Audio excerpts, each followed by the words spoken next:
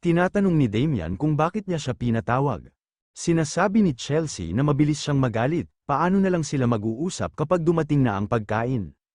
Malagkit ang pagkatitig ni Damian dito, at sinasabi nito na ayaw niyang mag-aksaya ng oras nang hindi kailangan. Ngayon niya nasabihin, sinasabi ni Chelsea na kung ganyan, wala siyang pagpipilian. Isa lang ang kondisyon niya, bumaba siya bilang kinatawan.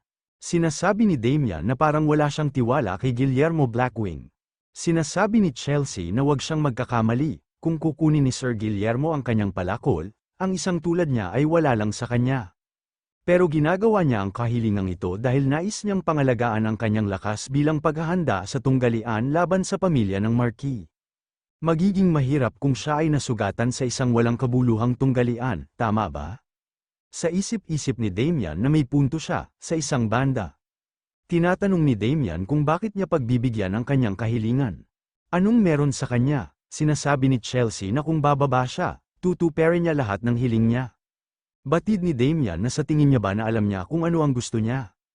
Sinasabi ni Chelsea na isang bansa na isang noble na tulad niya. Ito ay obvious na, kailangan niya ng pera, sigurado mga ganyan.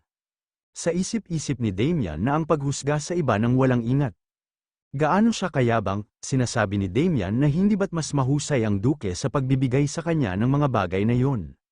Sinasabi ni Chelsea na siguro parang ganyan na ngayon, pero isipin niya. Hindi ba't mas mabuting nasa mabuting kalagayan ang relasyon niya sa magiging duke? Napatitig ito sa orasan na buhangin, sinasabi ni Chelsea na kung naiintindihan niya, sabihin niya sa ama niya ang tungkol dito ngayon. Naubos na ang buhangin sa taas, at sinasabi pa nito na sabihin niya sa kanyang ama na bumaba siya sa pwesto. Napayuko si Damian, at napangiti ito at sinasabi nito na ayoko. Nagulat at nagtataka si Chelsea at sinasabi nito na ano. Hindi ganito ang dapat na mangyari, sa isip-isip ni Damian na nagulat siya na hindi siya naapektuhan ng charm fragrance. Ang charm fragrance ay isang type ng dark magic, na lumilikha ng maling pagmamahal upang manipulahin ang mga tao. At pinapanatili ang dark magic na kaalaman mula sa kanyang nakaraang buhay, naramdaman niya ito sa sandaling pumasok siya sa silid. Karaniwan, sa konsentrasyong ito, sinuman ay magiging alipin sa loob ng isang oras. Ngunit ang kanyang authority of greed, ito ay inaabsorb ng buo. Biglang tumayo si Damian at sinasabi nito na ano ang ibig niyang sabihin na hindi ganito ang dapat mangyari. Sinasabi ni Chelsea na ang ibig niyang sabihin na bakit niya siya tinatanggihan. Sabi niya ibibigay niya ang lahat ng gusto niya, tumalikod na si Damian at sinasabi nito na hindi niya kailangan ang tulong niya. Sa una pa lang, ang gusto niya ay hindi niya maibibigay sa kanya. Sumisigaw at tinatanong nito kung ano ito, ano ba talagang gusto niya. Sinasabi ni Damian na ang gusto niya ay maging masaya ang kanyang pamilya. Nakaramdam naman ng pagtataka si Chelsea at hindi nito inaasahan ang maririnig niyang sagot. Sinasabi ni Damian na aalis na siya, at sabihin niya ito kay Guillermo Blackwing na maghanda siya sa duel.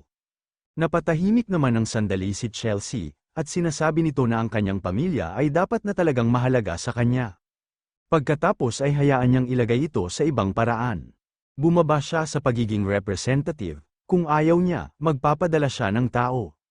Para durugin ang House Haxon, paalis na sana ito, kaso biglang sinakal ito ni Damian. Napahawak ito sa kamay ni Damian at sinasabi nito na ang lakas ng loob niya na ilagay niya ang kamay niya sa kanyang leeg. Matalim ang titig ni Damian, at hindi naman makasigaw si Chelsea at mahinang sinasabi nito na bitawan niya siya. May biglang pumasok na mga knight at tinatanong nila kung ano ang ingay na narinig nila. Pasugad na sila at sumisigaw at binabanggit nila ang pangalan ni Chelsea, at sinasabi nito na ang lakas ng loob niya na hawakan si Lady Chelsea. Agad-agad naman binitiwan ni Damian si Chelsea, para asikasuhin ang mga papasugod sa kanya. Mabilis naman inatake ni Damian ang mga knight at lumagpas sa kanila, na hindi nila namamalayan na nagilitan na sila sa leeg. Nang hina at napaupo na lang sila sa sahig, sinasabi ni Damian na mababaw ang hiwa. Gumamit sila ng potion ngayon at hindi sila mamamatay.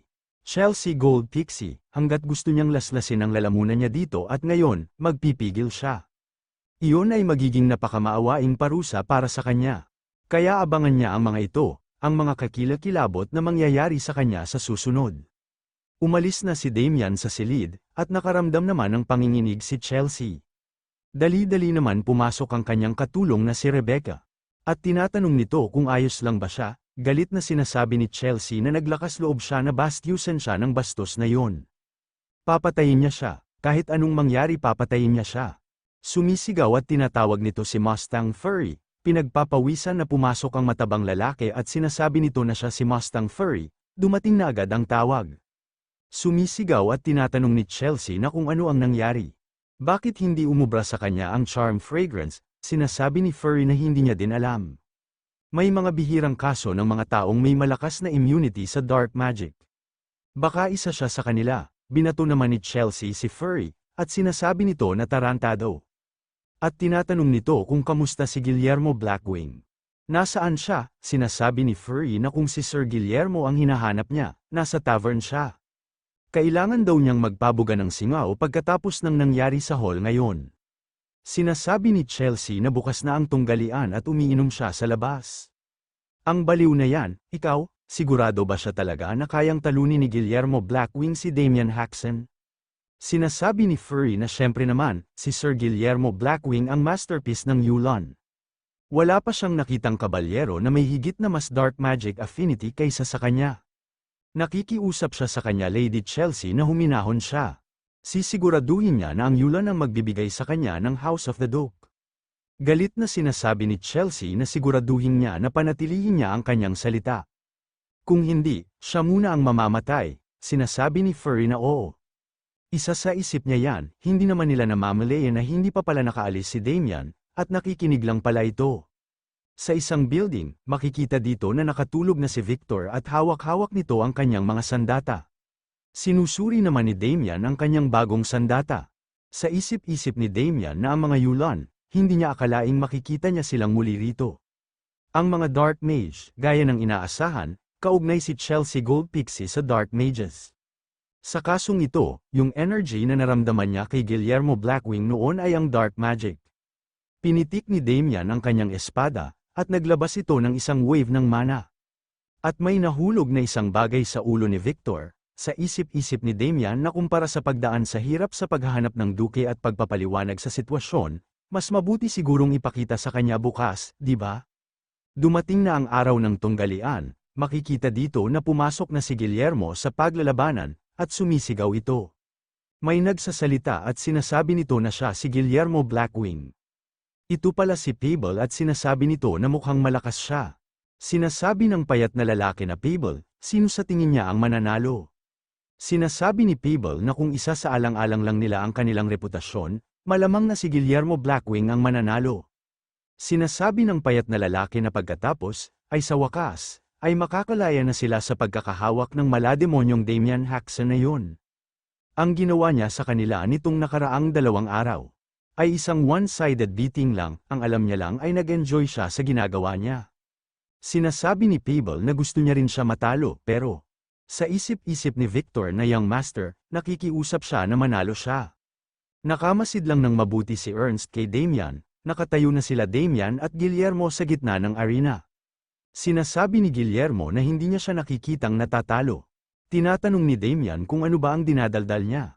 Hindi ba siya nakatulog ng maayos kagabi? Naninigas ang mga balikat niya. Sinasabi ni Guillermo na umaarte siya na parang kalmado. Umupo na ang duke at sinasabi nito na mukhang siya ang nahuli.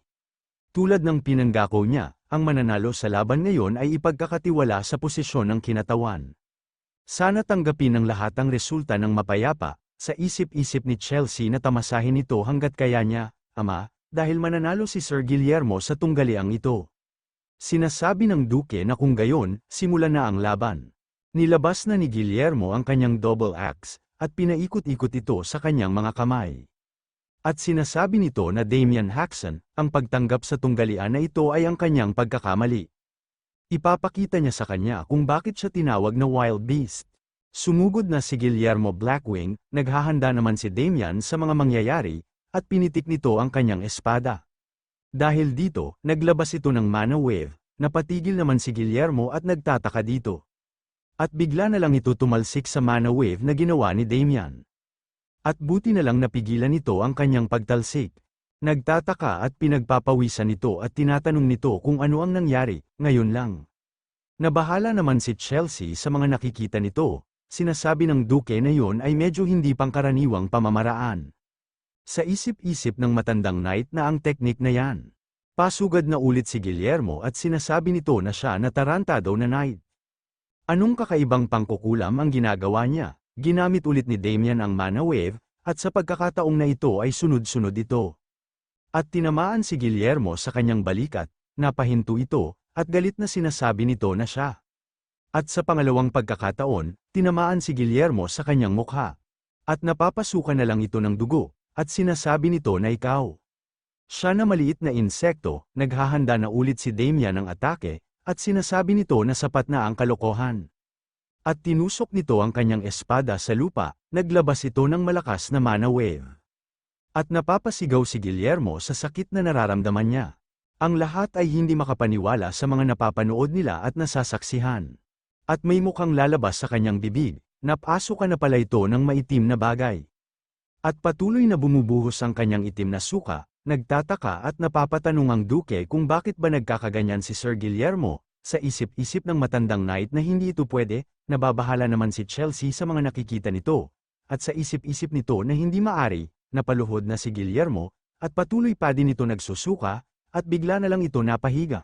Sinasabi ni Damian na ang tunay niyang pagkatao ay nahayag na sa wakas, isa siyang fake knight.